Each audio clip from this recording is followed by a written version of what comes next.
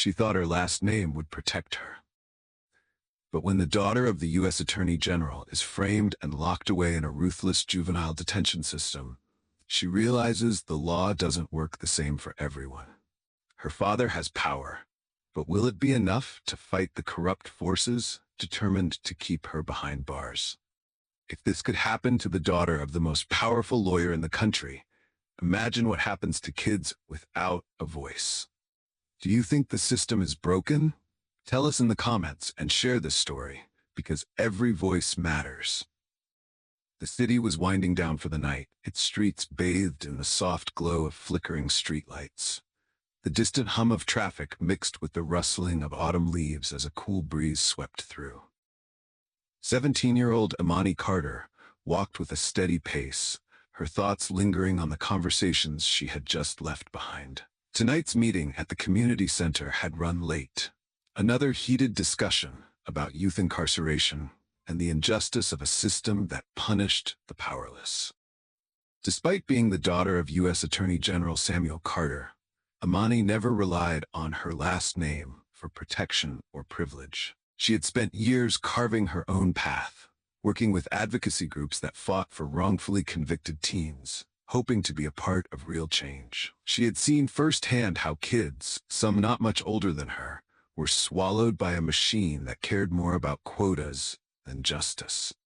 But in just a few minutes, she would become one of them. The sudden flash of headlights cut through the darkness, blinding her for a split second. The low rumble of an approaching engine grew louder before a police cruiser screeched to a stop beside her. Imani stopped, her pulse quickened. She wasn't doing anything wrong. She knew that. But knowing didn't always mean being safe. A voice crackled through the patrol car's loudspeaker. "You there? Hands where we can see them." A chill ran down her spine. Slowly she turned, her hands instinctively raising just enough to show compliance. Two officers stepped out. Officer Travis Burke, a thick-set man with a permanent scowl, rested a hand on his holstered gun. His partner, Michael Dawson, younger but carrying an unmistakable air of arrogance, adjusted his belt as he approached. "What's the problem, officers?" Imani's voice was measured, controlled. Years of watching her father handle high-pressure situations had taught her to stay calm, to never escalate. Burke's gaze swept over her, cold and assessing. "We got a report of a stolen vehicle nearby," he said. "Suspect matches your description." "A stolen car?" Imani's stomach twisted. "That's impossible," she said firmly. "I just left the community center. There are witnesses who can confirm that." Dawson took another step forward, casually rolling his shoulders like he had all the time in the world. "We'll sort that out at the station. I haven't done anything wrong." Burke exhaled sharply, as if tired of the conversation. "Turn around, hands behind your back." Imani's breath caught. This wasn't happening. This couldn't be happening. She took a step back. "I have the right to." Before she could finish, Burke grabbed her wrist and yanked it behind her back. Cold metal snapped around her skin. "You can call whoever you want after booking." Her heart pounded against her ribs as she felt the unmistakable weight of the cuffs tightening. Her mind screamed for her to resist, but her body knew better. Stay calm. Don't resist. Survive. But deep down, she already knew. This wasn't a mistake. This was something else. The ride to Greystone Juvenile Detention Center was a blur of flashing streetlights, the rhythmic crackle of the police radio, and the suffocating grip of fear. Imani stared blankly out the patrol car's window, watching the world outside continue as if nothing was wrong, as if a girl wasn't being taken away for a crime she didn't commit. When the cruiser pulled up to the facility's towering metal gates, a blinding floodlight washed over the gravel lot, making the building ahead look even more cold and unwelcoming. A figure stood waiting outside, arms folded. Warden Draper. The man barely looked at her as Burke handed over the paperwork. There was no sign of curiosity, no hesitation, just a slow nod, like this was routine, like she was just another case file to be processed. That was the first red flag. The second, the way the intake officer scribbled down information without ever asking for her ID. "Name," he droned, barely glancing up. Imani hesitated. "They know who I am. They have to." "Imani Carter." Her voice came out steadier than she felt. Silence. No reaction. The officer kept writing. No questions. No confirmation. Her stomach knotted. This isn't an oversight. This is intentional. She turned to Burke, hoping for some kind of explanation, but he was already leaning against the doorway, arms crossed, a smug smirk playing on his lips. They knew, and they were ignoring it. Her hands clenched into fists. She wasn't just being detained, she was being erased. A slow, creeping realization settled over her like ice. She wasn't here by accident. Someone wanted her here. The heavy metal door clanged shut, sealing Imani inside a world she had only ever read about. A world she had fought against, and now she was trapped in it. A female guard shoved a stiff orange jumpsuit into her arms, her face blank, indifferent. "Get dressed. You have 5 minutes." The fabric felt rough against her fingers, like sandpaper designed to scrape away everything she used to be. Imani hesitated, gripping the jumpsuit tighter. The guard exhaled sharply. "Move. Now."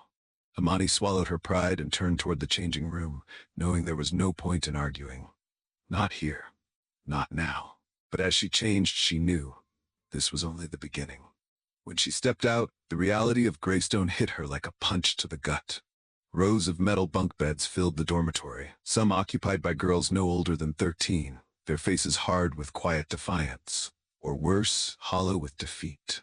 The air was thick with an unspoken hierarchy, the kind that wasn't written in any rulebook, but was understood by everyone who had been there long enough to learn the cost of breaking it. And the guards? They barely looked at the girls as people.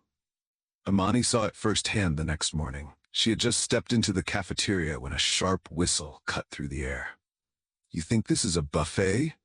A guard's voice carried through the room. Imani turned just in time to see a girl, thin, barely 15, freeze in place, clutching a carton of milk. Officer Burke. His uniform was crisp, his bulky frame blocking her path. He held out a hand, wiggling his fingers. The girl hesitated. "Hand it over." Slowly, she extended the milk. Burke took it, then casually dropped it onto the floor. The white liquid splattered across her shoes, pooling around her trembling feet. "Clean it up." A muscle in Imani's jaw twitched. It wasn't about the milk, it was about power. The girl knelt, using her sleeve to mop up the mess. No one spoke. No one looked. They all knew better. Burke smirked, satisfied. Imani's stomach churned. She tried to keep her head down, watching, learning. She had to be smart. But when she saw Naomi, a frail, quiet girl, get shoved against a wall by 2 bigger inmates, something in her cracked.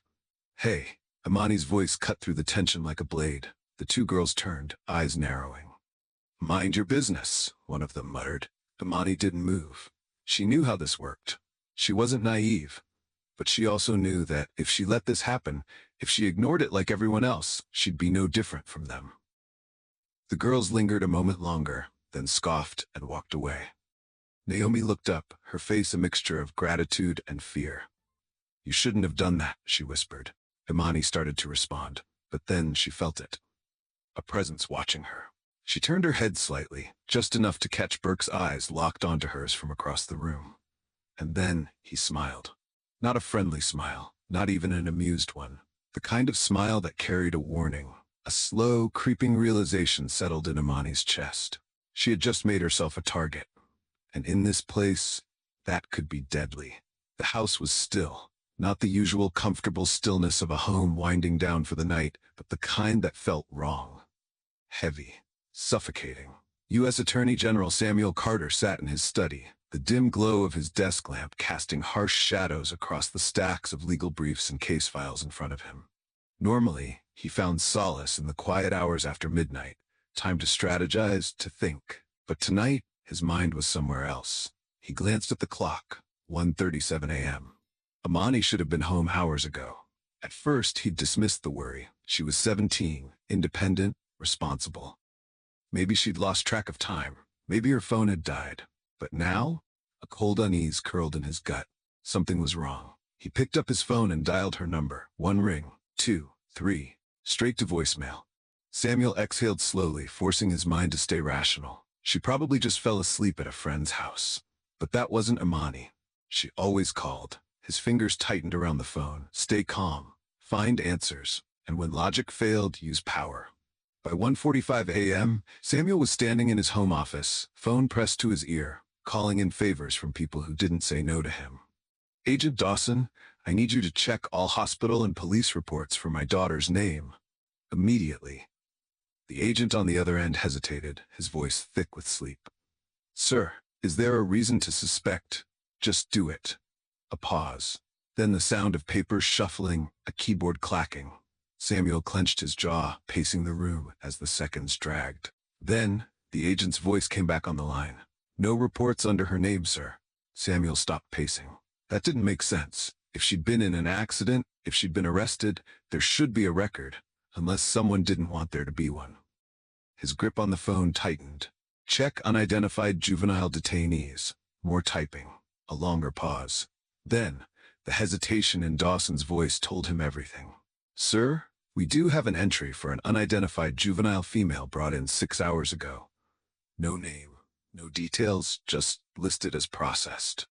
Samuel felt his blood run cold. Someone had erased his daughter. By 2:15 a.m., Samuel was fully in Attorney General mode, and that was bad news for whoever was behind this. His fingers flew across his phone as he made 3 calls in rapid succession. The first, to his chief of staff. "Wake up every DOJ official who needs to be awake. We have a situation." The second, to the deputy director of the FBI.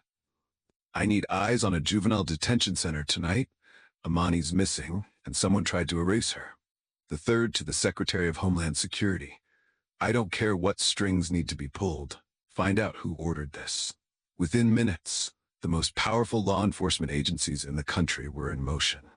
By 2:30 a.m., a team of federal analysts was combing through arrest logs, phone records, surveillance feeds, whatever it took. By 2:45 a.m., an emergency intelligence briefing had been called. By 3 a.m., Samuel Carter had one mission. He wasn't just going to find his daughter. He was going to burn down the system that had taken her. The Department of Justice's war room was silent except for the steady hum of computer monitors and the low murmurs of analysts piecing together fragments of data. The air felt charged, heavy, like the moments before a storm. Samuel Carter stood at the head of the long, polished table, his hands pressed against the surface, his jaw locked in a way that sent an unspoken message. Someone was going to pay for this. Across from him, Jessica Reed, his lead investigator, pulled up a file on the massive display screen. A name flashed across it in bold letters. Judge Preston Calloway. A man hailed for his tough-on-crime stance, praised for cleaning up the streets with harsh sentencing on juvenile offenders. A man who, on paper, had dedicated his life to justice. But Samuel knew justice had nothing to do with it. "What do we have?" His voice was low, measured, but it carried the weight of a man who expected answers. Reed clicked to the next slide. Bank statements. Hundreds of thousands of dollars wired into offshore accounts, each transaction leading back to one source, a private prison corporation. Reed's voice was clipped, professional, but Samuel could hear the disgust beneath it. For the past decade, Calloway has been funneling thousands of juvenile offenders into privately run detention centers. She exhaled sharply. "And making millions off of it." Another slide. A list of sentencing records. David Carter, a young analyst, no relation, swallowed hard. "Sir, the racial breakdown of his cases is..." He hesitated, then exhaled. "It's nearly 90% Black and Latino youth." A heavy silence settled in the room. Samuel's grip on the table tightened. This wasn't about crime. His voice was quieter now, but sharper, like a blade being drawn. This was a business model. He looked at the numbers, the names, children Calloway had thrown away for profit. Now they had taken his daughter. Jessica Reed hesitated before pulling up the next file. More emails. Correspondence between Calloway and an unknown sender. "Sir, we don't believe Amani's arrest was a coincidence." Samuel's gaze snapped to her. "Explain." She clicked into the message thread. Lines of text filled the screen. A conversation. Carefully worded, but the meaning was clear. They didn't just take Amani to silence her. They took her to control him. The realization hit Samuel like a slow-moving wrecking ball. This wasn't just about her. This was about him. The room felt colder. Someone in the intelligence division shifted uncomfortably, aware of the moment's weight. Samuel straightened, his shoulders squared like a man who had just locked onto a target. They think they can use my daughter as leverage? His voice was quiet, dangerous. They have no idea who they're dealing with. Jessica exhaled. There's one more thing. She pulled up another photo, a man in his late 40s, tired eyes, a uniform that no longer carried the same weight. Nathan Grant, a former officer, a man who had spent years working under Judge Calloway. Samuel studied his face, a man who had seen too much. He's willing to testify? Jessica nodded. Yes, but there's a problem. She clicked to another slide. Grainy surveillance footage. Nathan Grant stepping out of his house. A second figure lurking in the shadows. Watching. Waiting. Samuel's stomach tightened. They know he's talking. A slow, controlled breath. The kind of breath a man takes before he declares war. The diner smelled of burnt coffee and stale grease. The hum of a flickering neon sign buzzed outside, casting fractured red light through the rain-streaked window. Nathan Grant sat in the corner booth, his back pressed against the worn vinyl seat, his eyes darting to the door every time it creaked open. He wasn't paranoid. Not when men like Judge Calloway had everything to lose. Not when he'd already seen the same fear in the faces of the kids Calloway had sentenced, boys who never made it home, girls who disappeared into the system. Grant checked his phone. 3:09 a.m. A single message flashed on the screen. We're 5 minutes out. Stay put. His hand trembled as he set the phone down. The plan was simple. Federal protection, a full deposition, and then he'd finally tell the truth. But in the back of his mind, a voice whispered, 5 minutes is a long time. The bell above the door jingled. A man stepped inside, shaking off the rain. Nathan's breath caught. Not because he recognized him, but because the man didn't look around. Didn't check the menu. Didn't hesitate. Just walked straight toward him. Nathan pushed back from the table, his body already moving before his brain could catch up. His hand went to his phone. A desperate attempt to send one last message. He never got the chance. The gun was already raised. A muffled shot. The world blurred. Pain exploded in his chest. He slumped back, the warmth of his coffee spilling over his lap, mixing with something darker. His last thought wasn't fear. It was regret. 3:14 a.m. The phone buzzed on Samuel Carter's desk, piercing the heavy silence of his study. He had barely slept. His mind wouldn't let him. The files spread before him told a story of corruption so deep, so systemic that it made even him, a man who had spent decades prosecuting criminals, pause. He reached for his phone. Unknown caller. A slow breath. Then he answered. Silence. And then a voice. Smooth, controlled, empty. Walk away. Samuel's grip on the phone tightened, his fingers pressing into the plastic. Who is this? The voice remained calm. Turn on your television. Samuel reached for the remote. The screen flickered to life. Breaking news. A former police officer found dead in a local diner. Single gunshot wound to the chest. Nathan Grant. Samuel's pulse didn't quicken, didn't break, but something inside him shifted. A dangerous, quiet rage settled into his bones. The voice returned. This is your only warning. Drop the case, walk away before it's too late. A slight pause, then the final blow, before she disappears for good. Click. The line went dead. Samuel stared at the screen. A reporter's voice droned on about a tragic incident, about how the police had no suspects, no leads, the usual script. Nathan Grant was dead, executed, and that meant one thing, he had been right. Samuel leaned back in his chair, his fingers laced together in perfect stillness, a calculated quiet. This was no longer just about Judge Calloway, no longer just about private prisons. This was about power, about control, about silencing anyone who dared to threaten the machine. And now, they had just declared war on the wrong man. The courtroom was packed. Too packed, the kind of packed that didn't happen by accident. The air buzzed with hushed conversations, reporters whispering behind their notepads, spectators shifting in their seats. But there was no real tension, no uncertainty, because everyone here, except for one man, already knew the outcome. Judge Preston Calloway sat high on his bench, his expression carved from stone. No unnecessary words, no wasted movement. This wasn't a trial, it was a formality. A box to check before he buried Imani Carter under a guilty verdict. Samuel Carter sat in the back row, arms crossed. He had seen rigged cases before, but this This was an execution, dressed up in legal procedure. He exhaled slowly, watching as the state-appointed prosecutor strode toward the jury box. Young, ambitious, owned. "Ladies and gentlemen," the prosecutor began, his voice smooth, practiced. "This case is simple. The defendant, Imani Carter, was found near the scene of a violent carjacking. A victim has identified her as the perpetrator. The evidence is undeniable." Samuel's lips pressed into a thin line. Undeniable? The only thing undeniable was the stench of corruption filling this room. The prosecution wasted no time. The first witness, Officer Travis Burke. He took the stand, sitting with a casual arrogance, his uniform neatly pressed, his posture relaxed, like a man who had no fear of consequences. "I observed the suspect acting suspiciously in the area. When approached, she attempted to flee." Samuel's hands tightened into fists. A lie. He knew Imani hadn't run. He had raised her better than that. She had stood her ground. She had demanded answers. Burke leaned forward, looking straight at the jury. Her behavior was consistent with someone who had just committed a crime. Samuel's jaw clenched. Not a single piece of real evidence. Just vague, subjective language. A script Burke had probably used dozens of times before. The next witness entered the stand. The so-called victim. A middle-aged man. Conservative suit. A demeanor carefully crafted to appear sincere but not overly emotional. "I saw her face clearly that night. I have no doubt she's the one who attacked me." Samuel leaned forward, his sharp gaze locked on the man's face. He knew a liar when he saw one.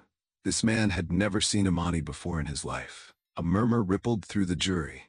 The effect was working. The public defender stood up, a man who already knew he had lost before he began. He cleared his throat, flipping through thin case notes that were never going to be enough. Samuel studied him carefully. A rookie, overworked, underfunded, and worst of all, he looked scared. He asked a few predictable questions, tried to poke holes in the so-called victim's statement. The man held firm, well-rehearsed. The defense barely made a dent. Samuel exhaled slowly. They think this is over. They think they've already won. But they had made a fatal mistake. They had underestimated who they were really up against. The tension in the courtroom was a living thing, thick, suffocating, unrelenting. Judge Calloway's gavel came down in sharp, controlled movements. "The prosecution may proceed." Samuel Carter leaned forward, his hands clasped together. His face was calm, too calm. A storm was coming. "Your Honor," he said, rising from his seat. His voice was steady, measured. "Before this court continues its rush to judgment, I have newly discovered evidence. Evidence that does not just affect this case, but exposes a conspiracy at the heart of our justice system." A murmur rippled through the courtroom. Judge Calloway's fingers tightened around his gavel. "This trial is not a platform for baseless accusations, Mr. Carter." Samuel turned to him, his gaze unwavering. "No, it's a place for the truth." And then he pulled out the flash drive. The moment Samuel placed the device in the evidence reader, the energy in the room shifted. Even the prosecutor tensed. The speakers crackled. Then, a voice. Shaky, but clear. "If you're hearing this, it means they failed." A sharp gasp came from the jury box. "Nathan Grant. They're gonna kill me for this, but I can't stay silent anymore." The room fell into absolute silence. "I've seen what Calloway does. He rigs cases, pushes long sentences on kids, black kids, Latino kids. The detention centers pay him for every head he sends. It's a business. It's always been a business." Judge Calloway's face remained impassive, but his knuckles turned white where they gripped the bench. "I arrested Imani Carter that night, and I knew she was innocent. But I had my orders. We all did. They think they can bury this. They think they can bury me. But if you're hearing this," a deep breath from Grant, "it means they didn't." The recording ended. For a long moment, no one spoke. Then, chaos. Over the commotion, Samuel's voice rang out. "Your Honor, the prosecution has relied on manipulated evidence and a false witness.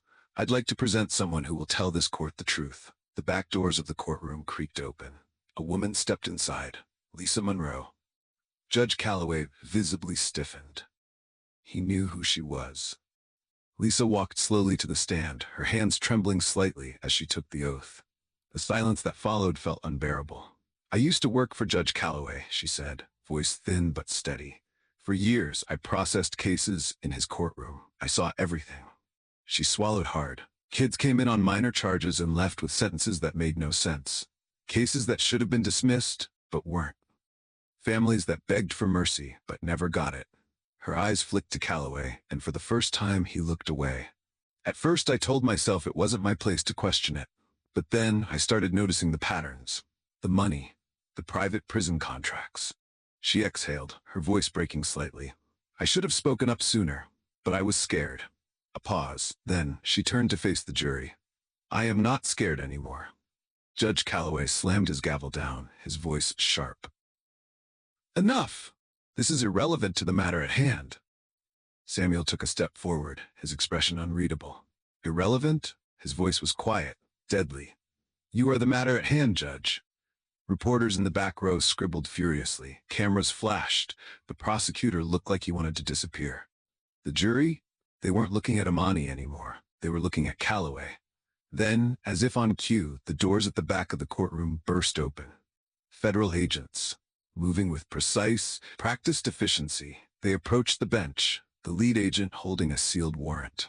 Judge Calloway, by order of the Department of Justice, you are hereby placed under investigation for judicial misconduct, bribery, and conspiracy to commit fraud. A sharp collective inhale echoed through the courtroom. For the first time, Calloway looked shaken. He shot a glance toward the prosecutor, a silent plea for intervention. None came. He turned to Samuel. His voice was quiet, but filled with venom. You think you've won? Samuel didn't flinch. No, he said simply. Justice has. Calloway pushed back from his bench, his face twisted with rage. But this was no longer his courtroom. The system he had spent years controlling had finally turned against him, and he couldn't stop it. The courtroom was packed, not with spectators seeking justice, but with those who once feared this man. The same marble floors Calloway had once walked across with authority now carried the sound of shackles clinking against his ankles. He was no longer Judge Preston Calloway.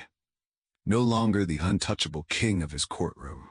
Now, he was a prisoner. The guards led him to the defense table, where he lowered himself into the chair with rigid, forced composure.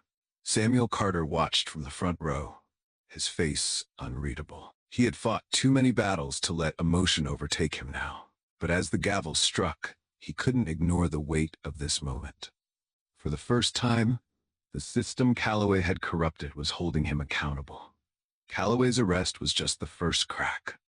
Then, the dam burst.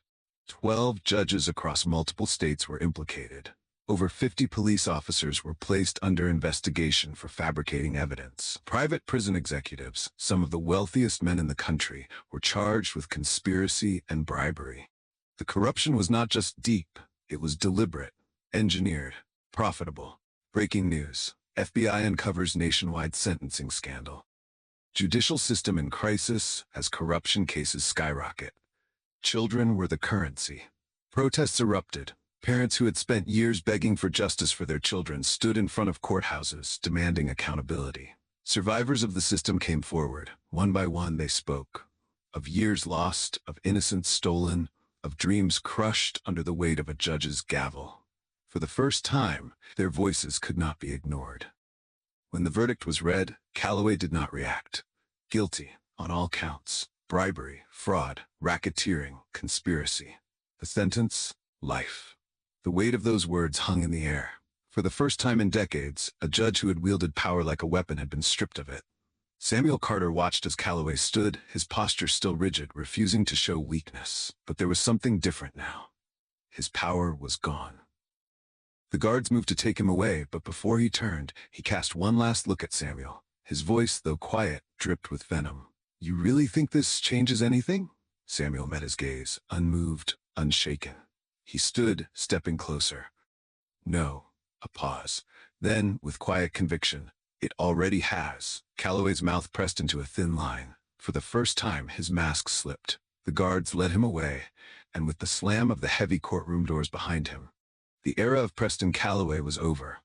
The metal gates groaned open, revealing the world beyond. Sunlight streamed through, harsh and unfiltered, almost too bright after months under fluorescent prison lights. Imani Carter stood at the threshold, her arms wrapped around the small bag of belongings they had given back to her. She should feel relieved. She should feel free.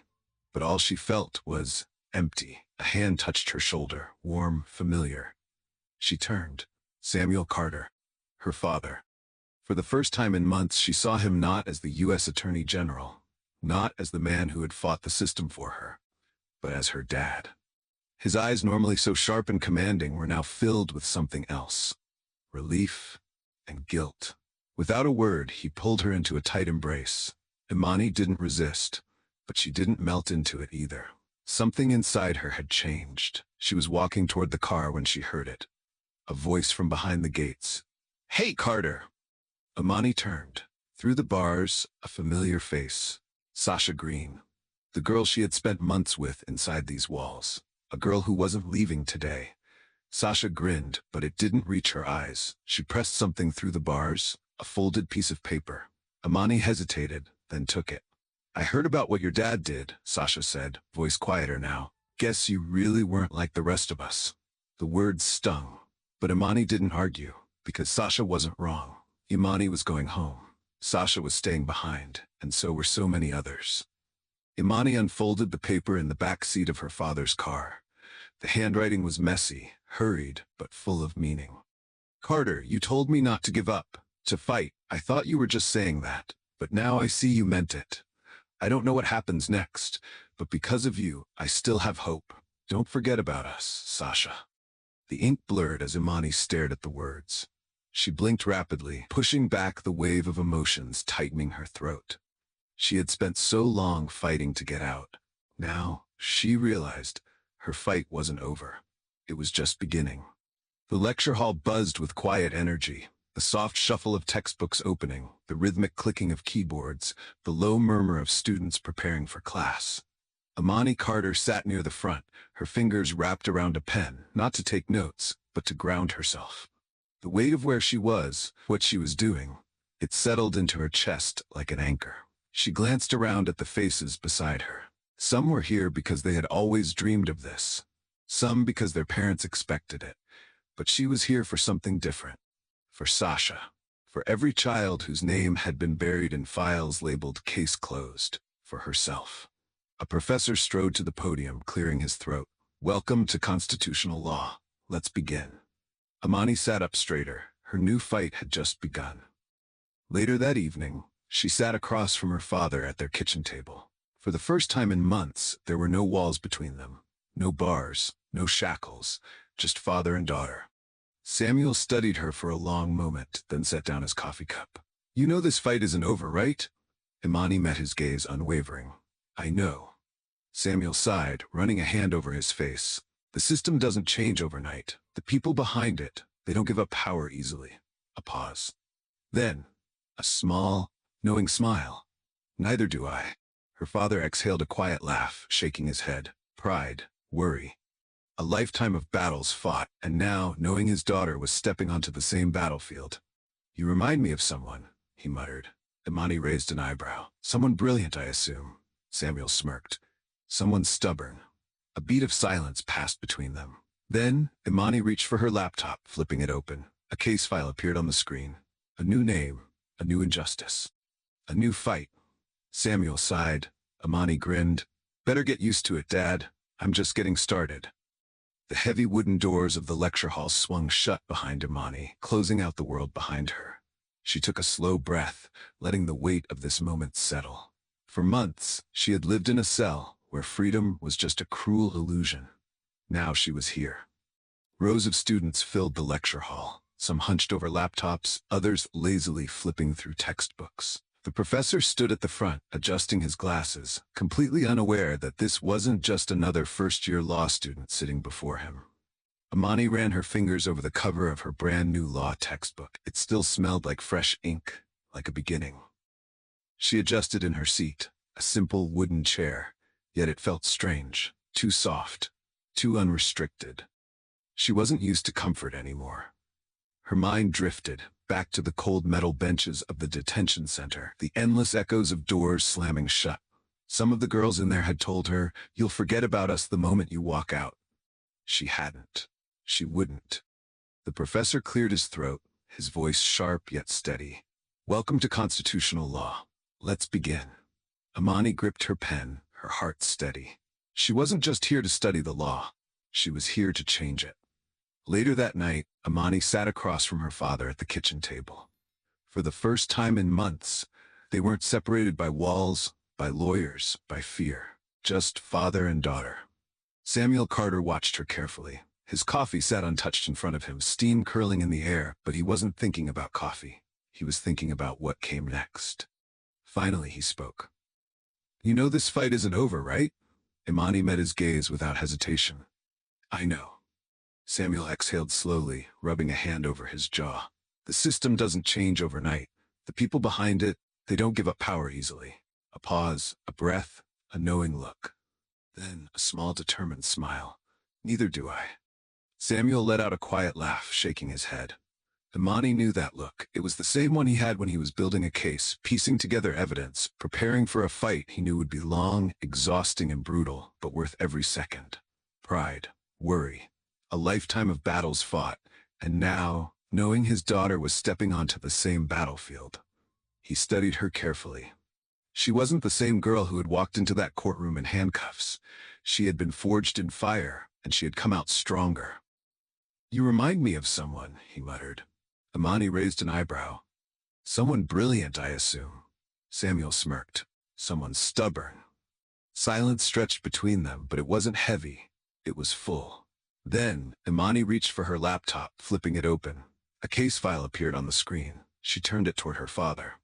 Samuel's brow furrowed. "What's this?" "Her name is Elena," Imani said softly. 16 years old, first offense, 5 years in juvenile detention for stealing a phone. Samuel inhaled sharply, recognition flickering in his eyes. It was the same story, different name, different face, same injustice. Imani leaned back in her chair, folding her arms. "You were right, Dad. The system doesn't change overnight." She tilted her head slightly. "But I don't plan on waiting that long." Samuel sighed, shaking his head. Imani grinned. "Better get used to it, Dad. I'm just getting started." If this story moved you, don't let it stop here. Hit that like button, share this video with someone who needs to hear it, and make sure to subscribe so you never miss another powerful story. Your support means the world to us. It's what keeps us creating stories that matter, stories that inspire change. Every like, share, and comment helps us reach more people and bring more voices to light.